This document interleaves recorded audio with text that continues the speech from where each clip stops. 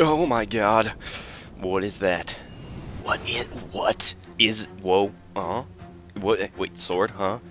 Whoa, lift, huh? Whoa, turret, the pit! What? That's the pit! Yes, that is right. We're getting the pit back in a new map pack, along with this new map, Vertigo, which appears to be some sort of big team battle map, but we're also getting the freaking pit, and it seems to be a very, very, very true remake where they didn't change a ton of the geometry. We're also getting this new game type, we're also getting new skins, and this is all happening in the Champion Bundle DLC that they're putting out. Now, the Champion Bundle will launch on August 20th and will be 800 Microsoft points for the entire bundle, and that includes all the armor skins, all the maps. Everything is included in that package. But if you want to spend less money and you only want the maps, you can just opt in for only the maps and get the Bullseye map pack. Now, that still does come with the Ricochet armor set, but it is a lot cheaper at only 480 Microsoft points. So that translates to $6 instead of $10. And then you can get their Steel Skin pack, which is their steampunk style pack for 240 Microsoft points. You can get the Infinity Armor pack, which gives you the Mark V armor set, the ODST armor set, and the Perfect armor set for 240 Microsoft points. And then again, you can get all of that stuff bundled into one thing for $10 or 800 Microsoft points.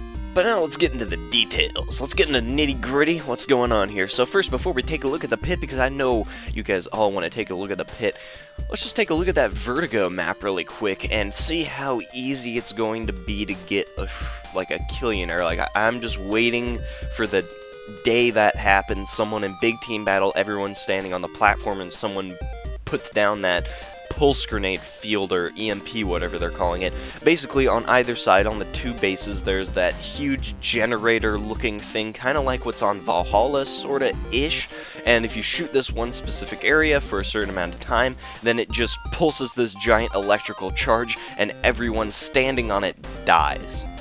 Now, I assume there's going to be like a recharge time, but again, I'm just waiting for the entire big team battle team to be standing on that platform and someone shooting it and then getting many, many, many medals all at once. But now let's get to the pit, because I know that's what everyone wants to see. So, the pit. Now, it seems to be, from gameplay and stuff like that, that it is a pretty dang close remake. There's maybe a little bit of scale change, although it's hard to tell because even when you're looking, like, Spartans might be slightly different height, you know, we're running at a different speed, and also even different colors on the map can actually make it harder to tell whether or not, like, the scale has changed.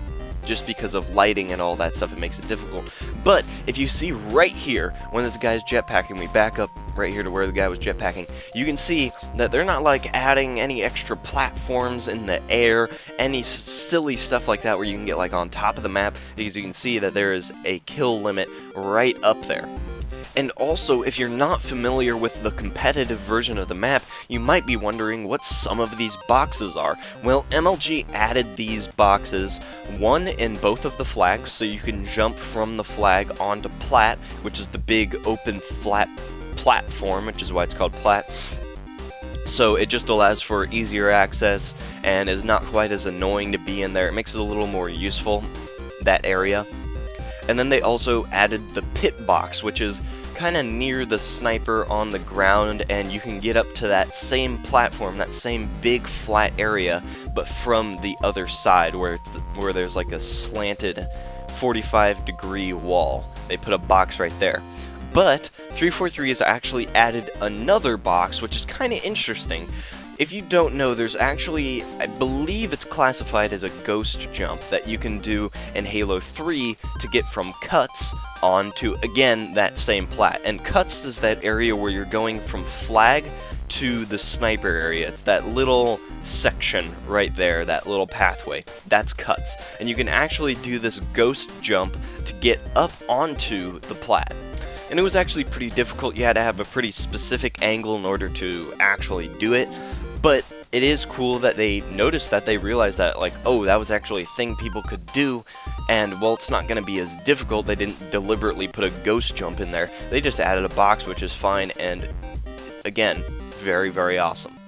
Now, the game type they're playing in this gameplay that I'm showing right now is called Ricochet, and it's basically like a King of the Hill oddball sort of mashup type thing, where you try to get the ball into the opponent's little score area, and then bam, right there, you get a point. It's not, you don't get points for holding the ball, you don't get points for any of that, it's just scoring in the enemy's goal area, which makes it kind of interesting, because then that whole throw mechanic actually comes into play as something that you need to score with. So you, if you're really good, you could just huck that thing across the map and get it right into the enemy's flag area.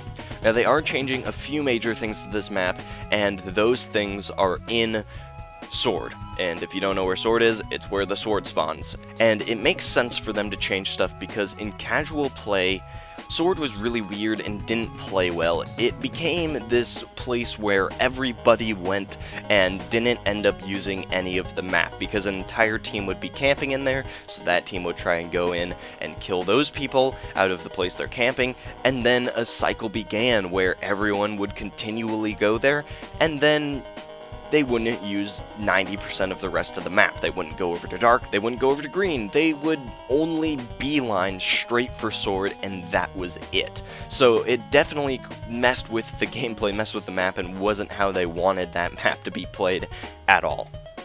So what they've done is they've added a drop down that goes right down to custom, and then they also opened up that runway. They opened it up a little bit on the back end, kind of expanded it back in this little room, and created a grav lift that goes back up into Sword.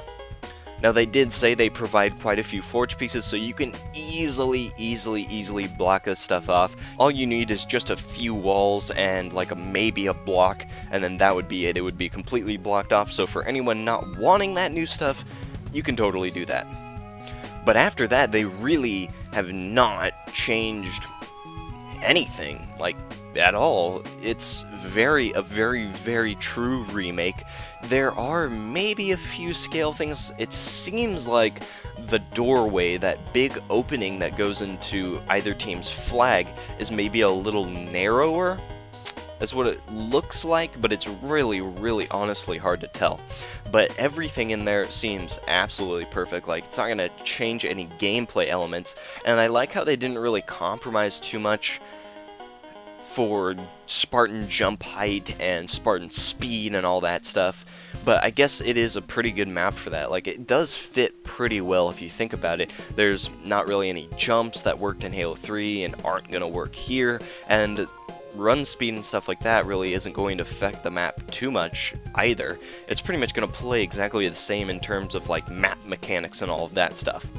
Now, there is one disappointing thing that comes out of this, and it is fine because, you know, they did tell us that we wouldn't get maps after the castle map pack, so we shouldn't have necessarily been expecting to get this for free. But if you did get the War Games Season Pass, or you did get the limited edition like I did, you will not be getting this for free.